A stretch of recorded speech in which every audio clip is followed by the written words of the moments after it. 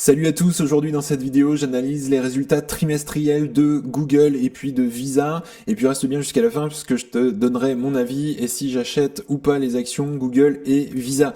D'ailleurs tu peux en profiter pour mettre un petit like à la vidéo, ça permet de soutenir la chaîne et je te remercie grandement. Alors si on regarde déjà dans un premier temps, Google, donc elle a publié ses résultats financiers la semaine dernière pour le troisième trimestre, et donc ça dépasse largement les prévisions de Wall Street, surtout en termes de revenus et aussi de bénéfices. Donc la division cloud, notamment de la société, a poursuivi également son expansion en inaugurant également une saison de bénéfices prometteuse pour les grandes entreprises technologiques. Alors Alphabet a déclaré, il faut savoir, un bénéfice par action de 2,12 $ pour un chiffre d'affaires de 88,27 milliards de dollars. C'est énorme et ça surpasse surtout les prévisions des analystes qui eux anticipaient plutôt un bénéfice par action à 83, donc on est largement au-dessus, et puis un chiffre d'affaires à 86,44 qui était attendu. Donc voilà, on est vraiment au-dessus et ça c'est tant mieux, super boîte. Par rapport d'ailleurs au même trimestre de l'année dernière, le bénéfice d'Alphabet a augmenté, il faut savoir, de 37%, et puis le chiffre d'affaires lui a augmenté de 15% sur un an. Donc il faut savoir également que les revenus publicitaires de l'entreprise ont également dépassé les attentes, atteignant pour eux là 65,85 milliards de dollars. Il y avait une prévision à 65,5, donc on a fait mieux. Et puis en hausse par rapport surtout aux 59,65 milliards de l'année précédente. Donc ça c'est vraiment top.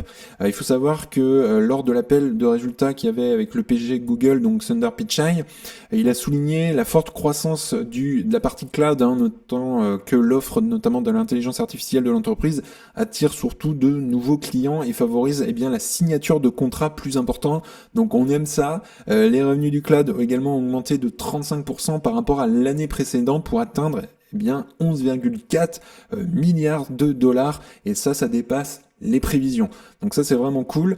Il faut savoir également que ces augmentations de revenus du cloud interviennent alors qu'Alphabet, évidemment, on a tous entendu parler, fait face à une concurrence accrue de la part de d'autres géants de la technologie. On connaît Microsoft évidemment, qui a ChatGPT aussi en termes d'IA, et puis il y a Amazon aussi qui renforce également leurs services aussi dans le cloud et puis les infrastructures d'IA. Dans le même temps aussi, Google doit faire face aussi à de nouveaux défis dans le domaine de la recherche, en particulier avec les montées des chatbots alimentés par l'IA. Et puis savoir qu'en début de semaine, Meta a annoncé travailler sur son propre moteur de recherche basé sur l'IA pour soutenir son chatbot Meta intelligence artificielle, et offrant aussi des réponses conversationnelles aux questions des utilisateurs. Donc il y a énormément de concurrence là-dessus entre Gemini et ChatGPT notamment, et puis bientôt peut-être Meta. Alors maintenant on va regarder avec l'historique donc en termes de revenus, et puis je vais te dire ce que je fais en ce moment si j'achète l'action. Donc Google, elle est à 171 $ l'action aujourd'hui. Si on rentre dans le détail des résultats trimestriels, donc on voit quand même une petite faiblesse en termes d'espèces de trésorerie. Ici on a fait du 19, et ici on était à 27 au Q2, donc un peu moins bon sur ça. On en voit un recul quand même là-dessus. Par contre en termes de dette, on voit qu'ils ont fait un effort. La dette totale est en train d'être réduite, donc ça tant mieux dans un sens. Et si on regarde en termes de dette nette, pour le coup elle a tendance à augmenter. Alors ça s'explique notamment par le fait qu'on a un peu moins de cash, moins d'espèces en trésorerie. Si on regarde les comptes de résultats en trimestriel, regardez-moi ça, on est quand même à des points hauts, 88 milliards ce trimestre. Donc c'est vraiment énorme. Là, on est à marge brute à 58%, 58,68 pour être précis. Donc on fait mieux d'ailleurs que le trimestre précédent, et puis même mieux que le premier trimestre 2024. Donc on est vraiment à des points hauts. Donc ça c'est vraiment cool. La marge nette de 29,80% ce trimestre-là, et puis un bénéfice par action ici à 2,12. Donc ça c'est vraiment très très bien en termes de performance. Et puis on voit très clairement là, c'est ce beau rachat d'actions qui se fait au fur et à mesure, pas d'émission d'actions, pas de dilution de l'actionnariat, et on aime ça. Si on regarde maintenant en termes de flux de trésorerie, on voit que le résultat net est en augmentation constante. Donc ça c'est vraiment très encourageant, et on est vraiment à un point plus haut ce trimestre-là 2024. Si on regarde maintenant en termes de free cash flow, c'est vraiment ce qui reste dans l'entreprise une fois que tout a été payé, c'est vraiment le cash disponible. On voit qu'on a fait mieux par le passé, notamment le troisième trimestre 2023, mais on voit quand même qu'on est sur une belle reprise, et là on a fait quand même un plus 31% par rapport au trimestre précédent, mais d'une année à l'autre quand même on est à moins 21%, il faut le souligner quand même. Et la marge du free cash flow ce trimestre, eh bien elle regagne un peu de vigueur, on a été à 15 au Q2, là au Q3 on est passé à presque 20%. Donc ça c'est encourageant, et puis le free cash flow par action eh bien établi à 1,42 dollars. Donc ça c'est vraiment très très bien. Si on regarde de manière générale, on a une belle croissance du chiffre d'affaires ces dernières années, en moyenne de 17% par an sur une moyenne de 5 ans. On a une belle croissance des free cash flow ces derniers temps, donc ça c'est validé en moyenne 25%, donc ça serait vraiment très bien. On a un super ROCE qui tend d'ailleurs à être augmenté depuis quelques années. On n'a pas de problème de dette, franchement Google peut rembourser sa dette très rapidement en moins de 3 ans. Et en termes de rachat d'actions, on est vraiment très bien puisqu'on est sur un moins 9,5% sur les 5 dernières années. Et puis on a vraiment une très belle marge du free cash flow à 22%. Donc ça c'est vraiment très très bien, une amélioration d'ailleurs par rapport à 2022, mais moins bien pour l'instant par rapport à 2021. Donc voilà, globalement on se maintient, il n'y a aucun souci là-dessus, donc c'est vraiment une entreprise de qualité, et ça c'est vraiment très bien. Alors maintenant on va regarder la valorisation de Google et à quel prix je l'achète. Aujourd'hui on est à 171 dollars l'action, et le taux de croissance, si on regarde là, on est quand même en ralentissement par rapport à la moyenne sur 5 ans, et on est quand même dans la moyenne à 10 ans, donc je vais rester assez conservateur, je vais mettre 10% dans un premier temps. Et puis si on regarde le ratio prix free cash flow, on est à 38 aujourd'hui. On est vraiment très très cher pour Google là, en ce moment. Si on regarde, la moyenne à 5 ans est quand même à 26, la moyenne à 10 ans à 27. Donc on est quand même sur quelque chose d'élevé par rapport à son historique. Donc moi je vais mettre 20 pour rester assez conservateur dans un premier temps. Et donc aujourd'hui, pour avoir une performance de 13% par an et aussi avoir une certaine marge de sécurité, il faudrait payer l'action 130 dollars. Si on est un petit peu plus généreux sur du 11%, il faudrait la payer 150 dollars. Donc moi aujourd'hui, je vais pas aller au-dessus des 150 dollars. Je vais attendre qu'elle descende sous les 150 dollars pour la renforcer. Donc aujourd'hui Google, je patiente, je n'achète pas l'action. On a eu vraiment des très bons résultats. C'est vraiment très bien. Donc moi mes actions aujourd'hui, je les garde, je les conserve.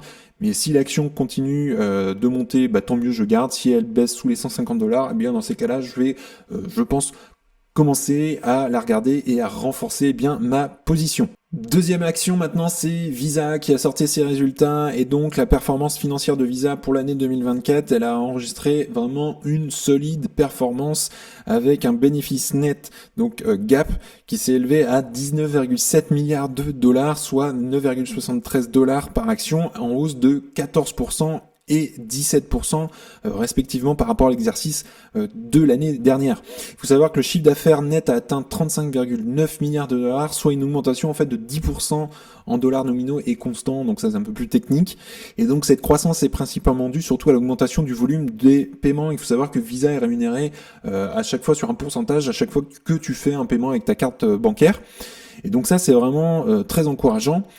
Autre point important qui est ressorti d'ailleurs dans ce rapport trimestriel, le volume des paiements a augmenté de 8% sur l'ensemble de l'exercice. Le volume transfrontalier hors transactions intra-européennes a progressé de 15%. Également, le nombre total de transactions traitées par Visa a augmenté de 10% pour atteindre 233,8 milliards. Donc ça, c'est vraiment très très bien. Il faut savoir que le revenu des services a augmenté de 9%. On a atteint 16,1 milliards de dollars. Les revenus, pour du traitement des données ont progressé de 11% pour s'établir à 17,7 milliards de dollars. Également, les revenus des transactions internationales, eux, ont augmenté de 9% pour atteindre 12,7 milliards de dollars. Et puis, en termes autres revenus, qui comprennent d'ailleurs les services à valeur ajoutée, ont bondi de 29% pour atteindre les 3,2 milliards de dollars. Donc, pour faire un petit résumé sur l'exercice 2024, ça a été une année de forte croissance pour Visa, avec une augmentation significative des bénéfices du chiffre d'affaires et des principaux indicateurs commerciaux. Donc voilà, on a vraiment une très belle année pour Visa, c'est vraiment une très belle boîte. Alors maintenant, si on regarde par rapport à l'historique de Visa, et puis je te dis, je fais quoi avec mes actions Visa? Est-ce que je les garde? Est-ce que je les vends? Est-ce que j'achète d'autres actions? Je te dis ça dans quelques minutes. Alors si on regarde l'action Visa aujourd'hui, elle est à 291 dollars. Elle a augmenté, elle a bien augmenté suite au résultat trimestriel. Et donc si on regarde déjà en termes de bilan, on voit que les espèces déjà équivalentes de trésorerie ont baissé par rapport au Q3 2024. Donc voilà, hein, peut-être un peu moins bon là-dessus. Si on regarde par contre la dette totale, eh bien, elle a eu tendance à gonfler encore un tout petit peu, hein, de plus 1,14% par rapport au trimestre précédent. La dette nette aussi, c'est pareil, elle a été gonflée de plus 15% par rapport au trimestre précédent. Un petit peu moins bon là-dessus quand même, il faut le notifier. Par contre, voilà, on va regarder le chiffre d'affaires. Là, on a clairement un chiffre d'affaires qui augmente encore, et regardez, surtout de plus 8% par rapport au trimestre précédent. Donc ça, c'est vraiment très très très bien. La marge qui est quand même incroyable, même si elle est moins bonne quand même par rapport au trimestre précédent, mais quand même une marge brute à 78,26% ce dernier trimestre. La marge nette 55%, c'est vraiment incroyable cette marge nette. Et puis on a un bénéfice par action à 2,62 $. Alors en termes de rachat d'actions, eh bien on a une belle courbe de rachat d'actions. On est sur du moins 1% en termes de croissance annuelle. Donc ça c'est vraiment très bien. Et si on regarde maintenant en termes de flux de trésorerie, eh bien voilà, les résultats nets sont en augmentation, 5,318 milliards. Donc ça c'est vraiment très bien, plus 9% par rapport au trimestre précédent. Si on regarde d'ailleurs en termes de rachat d'actions ordinaires, on le voit très clairement, hein, qui font du rachat progressif. Ils ont fait pas mal de rachats d'ailleurs ce dernier trimestre 2024. Donc ça c'est vraiment très bien pour nous actionnaires. Free cash flow maintenant c'est vraiment le cash disponible. Donc là on voit qu'il est en forte augmentation, plus 34% par rapport au trimestre précédent. On est presque à un point assez haut, hein, qu'on a eu d'ailleurs au quatrième trimestre 2023 de l'année dernière. Donc ça c'est vraiment très très cool. Une marge de free cash flow quand même à souligner qui est incroyable ce trimestre, 66% de marge free cash flow, et puis un free cash flow par action à 3,13 $ par action, donc c'est vraiment des très très bons chiffres. Donc voilà, on comprend pourquoi l'action a continué d'exploser suite aux résultats. Donc voilà, on a vraiment une entreprise de qualité, un ROCE aujourd'hui qui est à 24%. On n'a pas de problème de dette pour Visa. Et évidemment, elle fait du rachat d'actions, moins 10% sur les 5 dernières années. Et puis voilà, on a une superbe marge du free cash flow qui est quand même à 55%. Donc boîte évidemment que j'ai dans mon portefeuille. Alors si on regarde maintenant, eh bien quel prix j'achète l'action Visa. Donc là, ici on a les 12 derniers mois en termes de free cash flow par action. On voit que en taux de croissance, on fait un peu moins bien. On voit quand même un ralentissement au fur et à mesure des années. Donc je vais pas mettre plus de 10% pour Visa. Et puis le ratio prix-free cash flow, on voit qu'aujourd'hui on est à 30. Donc on est dans la moyenne, hein, à 5 ans, à 10 ans. Mais moi je vais pas mettre plus de 25 pour Visa. Et donc aujourd'hui, avec un prix à 291 $ et en ayant moi une marge de sécurité quand même, donc je vais prendre du 13% par an de retour sur investissement, et bien il faudra la payer 250 $. Donc pour moi aujourd'hui, on est trop cher, je vais patienter et je vais revenir sur les 250 $. Enfin, si elle baisse, évidemment, je la renforcerai sur les 250 $. Pour l'instant, je vends pas mes actions Visa, je les garde, c'est une super belle boîte, on avait vraiment eu des super résultats. Pour terminer, donc, eh bien, je m'en tiens à mon tableur avec mes prix cibles. J'ai tout dedans. Une fois que le prix est atteint, que ça passe au vert, eh bien, j'investis. Google, comme je l'ai dit, trop cher pour moi. Je patiente, mais je garde évidemment mes actions. Visa, également trop cher pour moi aujourd'hui. Je patiente et je garde évidemment mes actions aujourd'hui. Je rappelle, ici, je donne pas de conseils en investissement. C'est hyper important que tu ailles faire tes propres analyses, tes propres recherches. Ça reste ton argent après tout. En tout cas, eh bien, si tu souhaites aller plus loin, eh bien, tu peux accéder à You Can Invest. Donc, le lien, il est dans la description. C'est le premier lien. Tu auras accès dans ton espacement à ma watchlist avec les objectifs de prix et également, tu auras accès aux best stocks. Donc, c'est les meilleures actions à détenir dans ton portefeuille avec 6 critères de qualité. Également, tu pourras faire un discounted cash flow pour estimer le juste prix à payer pour une action. Et puis enfin, on pourra se faire ensemble des appels vidéo à volonté pour analyser évidemment une action. Ça peut être analyser également ton portefeuille par les bourses, etc. Également, si tu souhaites accéder à FastGraph, c'est le site que j'utilise pour analyser les actions, eh bien tu as 25% de réduction lors de l'inscription. Donc le lien est également dans la description.